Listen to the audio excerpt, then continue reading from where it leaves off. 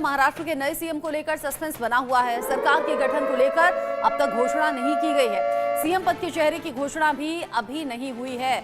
चुनावी नतीजों के एक हफ्ते बाद भी फैसला नहीं हो पाना ये कई सवाल खड़े कर रहा है और महाराष्ट्र के राजनीतिक गलियारों में चर्चा भी इस बात की है कि भाई 23 नवंबर को रिजल्ट सामने आ गए। ये साफ हो गया कि महाराष्ट्र में महायुति की सरकार बनने जा रही है। बावजूद इसके अब तक मुख्यमंत्री पद पर पेच क्यों फंसा हुआ है, ये क्यों आखिर नहीं बताया जा रहा कि कौन होगा महाराष्ट्र का अगला मुख्यमंत्री।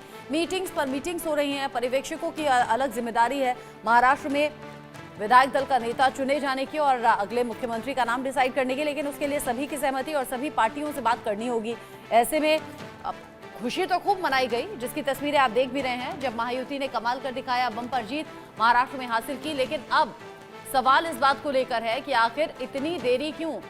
अजीत पवार की एनसीपी, साथ ही साथ शिंदे गुट, शिवसेना और बीजेपी तीनों ने मिलकर चुनाव लड़ा है। महायुति को बम्पर जीत मिली है, बहुमत के साथ सरकार बना रहे हैं। लेकिन सवाल ये कि आखिर मुख्यमंत्री के नाम पर फैसला अब तक क्यों नहीं हुआ, कहां पेच फंसा है।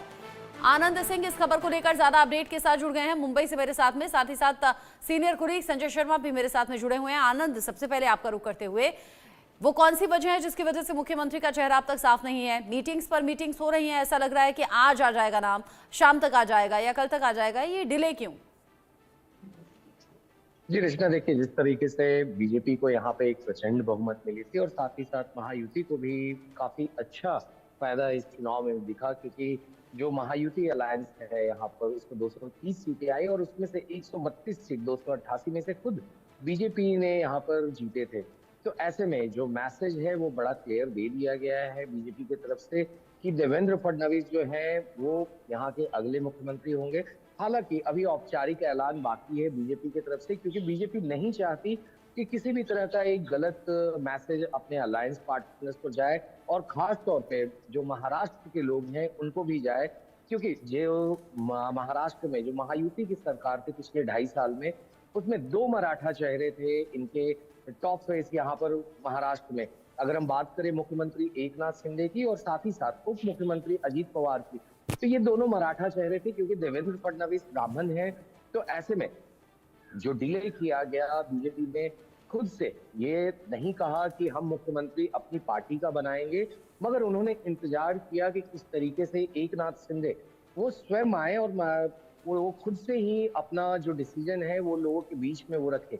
तो एकनाथ शिंदे ने ऐसा ही किया। 3 दिन के बाद उन्होंने अपनी चुप्पी तोड़ी और उन्होंने बताया कि किस तरीके से उनकी बात प्रधानमंत्री नरेंद्र मोदी से हुई और फिर गृह मंत्री अमित शाह से भी हुई। तो खास तौर पे ये जो मैसेजिंग था कि मराठा को यूज करना, मराठा का चुनाव के बाद यूज करने के बाद फिर इनको डिस्पोज कर देना, तो बीजेपी इन सारी चीजों से बचना चाहती थी, ये आरोप अपने ऊपर नहीं लेना चाहती थी। तो ऐसा कि हमें सूत्र बता रहे हैं यहाँ पे, और यही वजह है कि बीजेपी ने चुनाव जीतने के बाद भी जब 23 तारीख को चुनाव के नतीजे आए थे तो कोई जल्दीबाजी नहीं दिखाई थी। पूरी लीडरशिप जो है वो कंप्लीट एक तरह से पूरी तरीके से शांत थी कि आखिर उनका नेतृत्व तो कौन करेगा अगर महाराष्ट्र में मुख्यमंत्री बीजेपी को अपना देना है, क्योंकि 132 सीट, केवल 13 सीटें वो खुद के जो उनका विजयी का एक जो लक्ष्य है 145 का जो है वो यहाँ का आंकड़ा जो विधानसभा में चाहिए उन्हें अपनी मेजॉरिटी दिखाने के लिए, तो उसके लिए वहां पर ये सिर्फ 13 सीट दूर थे। तो अब ऐसे में बड़े भाई की भूमिका में यहाँ बीजेपी है, लेकिन फिर भी डिले हो रहा है। संजय का रुख कर लेती हूँ। संजय, गृह मंत्री अमित शाह के साथ मीटिंग भी हो गई, फिर क्यों एक नाम पर सहमति अब तक बनी नहीं, या फिर इसके पीछे कहानी कुछ और है? मुख्यमंत्री का फैसला हो चुका है, देवेंद्र फडणवीस अगले मुख्यमंत्री होंगे। बीजेपी के पास मुख्यमंत्री का पद रहेगा, ये महायुति के दोनों नेताओं को अमित शाह के साथ जब बैठक हुई थी तभी स्पष्ट कर दिया गया था। अभी जो पेच फंसा हुआ है वो फंसा हुआ है मंत्रालयों को लेकर के। गृह मंत्रालय की सीधे एकनाथ शिंदे की, जिस तरह से जब एकनाथ शिंदे मुख्यमंत्री थे तब बीजेपी के पास, देवेंद्र फडणवीस के पास गृह मंत्रालय था। तो यही बात एकनाथ शिंदे भी कर रहे हैं कि जब बीजेपी अपने पास मुख्यमंत्री का पद रख रही है तो पूर्व की बात ही, जिस तरह से पिछली सरकार में बीजेपी ने अपने पास गृह मंत्रालय रखा था, तो इस बार गृह मंत्रालय शिवसेना को दिया जाए, एकनाथ शिंदे की पार्टी को दिया जाए। तो गृह मंत्रालय को लेकर के पेच फंसा हुआ। जहां तक अजीत पवार की बात है तो वो हर बात से कन्विंस हैं। जितने मंत्रालय उनको पिछली बार मिले थे वो सारे के सारे मंत्रालय, वित्त मंत्रालय सहित सारे मंत्रालय उनको इस बार फिर से रिटेन किए जा रहे हैं। तो वहां पर कोई दिक्कत नहीं है। अजीत पवार उप मुख्यमंत्री पद और पिछले मंत्रालय जो थे सरकार के, वो सारे पद लेकर के खुश हैं। लेकिन जहां तक एकनाथ शिंदे की बात है, एकनाथ शिंदे गृह मंत्रालय को लेकर के अड़े हुए हैं और अब वो एक नई मांग और कर रहे हैं कि महायुति का एक संयोजक बनना चाहिए और संयोजक भी खुद बनना चाहते हैं। एकनाथ शिंदे अपनी नाराजगी दिखाई, उन्होंने तल्खी दिखाते हुए वो 2 दिन के लिए सतारा चले गए, मुंबई छोड़ करके। महायुति के नेताओं की आज मुंबई में बैठक होनी थी, लेकिन वो बैठक छोड़ करके वहां जा चुके हैं और अब संडे यानी कि कल वो मुंबई लौटेंगे। कल महायुति के तीनों नेताओं की एक बैठक फिर होगी और अगर जरूरत पड़ी तो फिर एक बार दिल्ली भी जाना पड़ सकता है। तो ये नाराजगी दिखा रहे हैं, तल्खी दिखा रहे हैं एकनाथ शिंदे और उनका साफ है कि गृह मंत्रालय पद वो छोड़ने को तैयार नहीं है। गृह मंत्रालय उनको मिलना चाहिए, लेकिन बीजेपी के नेताओं का ये है मंत्री पद के साथ गृह मंत्रालय भी देवेंद्र फडणवीस बीजेपी अपने पास रखेगी। यानी आप कह रहे हैं कि ये साफ है कि मुख्यमंत्री बीजेपी का होगा और वो देवेंद्र फडणवीस होंगे, लेकिन पेच फंसा हुआ है मंत्रालयों को लेकर और गृह मंत्रालय लेने पर एकनाथ शिंदे अड़े हैं। अजीत पवार को कोई प्रॉब्लम नहीं। अब इस प्रॉब्लम का सोल्यूशन निकाला कैसे जाएगा और क्या बीजेपी यहां पर कॉम्प्रोमाइज करेगी, एकनाथ शिंदे की शर्तें मानेगी? क्योंकि नहीं मानेगी तो फिर अलग बखेड़ा होगा। कि जो भी बार्गेनिंग करनी, जो भी सौदेबाजी एकनाथ शिंदे अभी कर सकते हैं, क्योंकि जब जैसी शपथ विधि हो जाएगी उसके बाद में जैसी सरकार का गठन होगा उसके बाद वो उनकी कोई भी शर्त बीजेपी मानने को तैयार नहीं होगी। तो सारी की सारी बार्गेनिंग अभी कर सकते हैं, इसीलिए इतना टाइम लग रहा है। क्योंकि हमने देखा किस तरीके से 23 तारीख को नतीजे आ चुके, लेकिन अभी तक सरकार का गठन नहीं हो पा रहा महाराष्ट्र पे। उसकी सबसे बड़ी वजह यही है कि एकनाथ शिंदे बीजेपी को वो सब चीजें देने को तैयार नहीं है जो कुछ चीजें वो भी चाहते हैं। गृह मंत्रालय वो रखना चाहते हैं, ठीक है। उन्होंने मुख्यमंत्री पद पहले छोड़ने को तैयार नहीं थे क्योंकि उनका दावा था कि जिस कारण महाराष्ट्र पे बीजेपी और महायुति की सरकार बनी है उसका सबसे बड़ा कारण था लाडली बहना योजना, जिसको लेकर के मुख्यमंत्री एकनाथ शिंदे लेकर के आए थे। तो एकनाथ शिंदे ने सबसे पहले सीएम का दावा छोड़ा अमित शाह के साथ बैठक में, लेकिन उसके बाद वो गृह मंत्रालय का पद छोड़ने को तैयार नहीं है। हालांकि बीजेपी के नेताओं का ये दावा है कि गृह मंत्रालय बीजेपी के पास ही रहेगा, लेकिन एकनाथ शिंदे पूरी तल्खी दिखा रहे हैं, पूरी की पूरी ताकत लगा रहे हैं कि किसी भी तरह से बार्गेनिंग करके जितना भी हासिल किया जाए, यही वो मौका, यही वो समय अगले 24 से 48 घंटे में जब गृह मंत्रालय का फैसला हो जाएगा कि गृह मंत्रालय किसके पास रहेगा। क्योंकि उसके बाद एक बार जैसे ही सरकार का गठन हो जाता है, मंत्रालय तय हो जाते हैं, उसके बाद बार्गेनिंग का मौका किसी को नहीं मिलेगा। एकनाथ शिंदे के पास चॉइस है कि या तो वो खुद उप मुख्यमंत्री बन जाए या फिर अपनी पार्टी के किसी नेता को उप मुख्यमंत्री बना दे। जहां तक दिल्ली आने की बात है, केंद्र में मंत्री बनने की बात है, उससे एकनाथ शिंदे ने साफ तौर पर इनकार कर दिया है। यानी तो आप कह रहे हैं कि जो केंद्र में जिम्मेदारी देने की बात थी, मंत्रालय देने की बात थी, उसे एकनाथ शिंदे सहमत नहीं। उन्होंने कहा महाराष्ट्र से बाहर वो जाना नहीं चाहते और एक बार शपथ ग्रहण हो गया तो उसके बाद ये बार्गेनिंग नहीं चलेगी, इसीलिए इतना ज्यादा टाइम लग रहा है।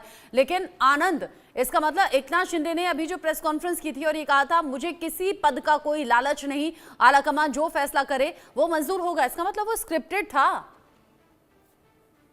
जी रचना, देखिए जिस तरीके से एकनाथ शिंदे का बयान आया था 3 दिन पहले कि वो जो भी डिसीजन लिया जाएगा बीजेपी के सेंट्रल लीडरशिप के द्वारा वो उनको एक्सेप्टेबल होगा, तो कहीं ना कहीं एक ये प्रेशर पॉलिटिक्स भी थी एकनाथ शिंदे के द्वारा, क्योंकि वो लगातार कह रहे थे कि मेरे को यहाँ की लाडली बहना जो है उन्होंने मुझे लाडला भाई बनाया है और मेरे लिए पद मायने नहीं रखता है, क्योंकि जब मैं मुख्यमंत्री भी था तो मैं सीएम नहीं था, मैं कॉमन मैन था और मैंने अपने जो ऑफिशियल रेसिडेंस है उसका दरवाजा यहाँ के लोगों के लिए खोल रखा था, तो मेरे घर में कोई भी जो आम नागरिक है वो आ सकते हैं, जा सकते हैं।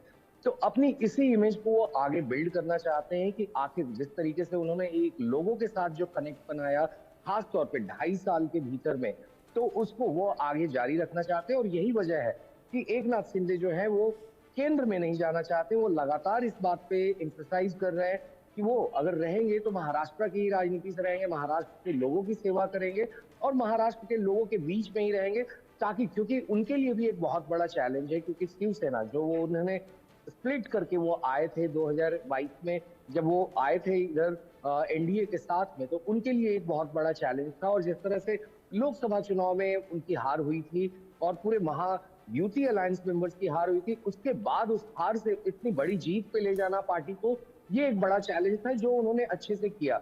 अब इस चैलेंज में उनके साथ एक और जिम्मेदारी आती है कि आखिर महाराष्ट्र में जो उद्धव ठाकरे की पार्टी को उन्होंने जो फटकनी दी है इस विधानसभा के चुनाव में, इसके बाद जो बाला साहब ठाकरे की लेगेसी की वो बात करते हैं, तो उनकी लेगेसी को वो आगे कैसे ले जाएंगे, किस तरह से अपनी पार्टी को इंटैक्ट रहते, क्योंकि 57 सीटें इस बार चुनाव में आई हैं उनकी पार्टी को। तो ये सारे चैलेंजेस हैं एकनाथ शिंदे के सामने, और यही बड़ी वजह है कि एकनाथ शिंदे महाराष्ट्र छोड़ के दिल्ली नहीं जाना चाहते, क्योंकि बातें चल रही थी कि एकनाथ शिंदे को केंद्र में कोई जिम्मेवारी दी जाए या उनके बेटे को भी कोई जिम्मेवारी दी जाए, मगर एकनाथ शिंदे जो है वो कतई नहीं चाहते हैं कि वो महाराष्ट्र छोड़ के जाए। और यही कारण था जब उन्होंने कहा था कि आप मुझे महाराष्ट्र से बाहर क्यों भेजना चाहते हो, मैं यहीं पे खुश हूँ, मेरे पास जो सम्मान यहाँ की बहनों ने मुझे दिया है लाडका भाई का, ये सबसे बड़ा सम्मान है मेरे लिए, और मैं इस सम्मान को कभी नहीं ठुकरा सकता। मैं महाराष्ट्र का ही हूँ और महाराष्ट्र में ही रहूंगा और महाराष्ट्र के लिए ही काम करूंगा। तो एक उन्होंने ये क्लियर संदेश दिया। तो यानी एकनाथ शिंदे ने अपनी शर्तें रख दी हैं। अब शीर्ष नेतृत्व के जरिए लगातार मंथन हो रहा है और इसीलिए मीटिंग्स तो हो रही हैं, लेकिन अब तक ये अनाउंस नहीं किया गया कि कौन होगा मुख्यमंत्री। जैसा भी संजय भी कह रहे थे कि एक बार अगर शपथ हो गई तो बाद में एकनाथ शिंदे की सुनी नहीं जाएगी, इसीलिए इतना टाइम लग रहा है। बहुत शुक्रिया आपका संजय, आनंद दोनों का। ये सभी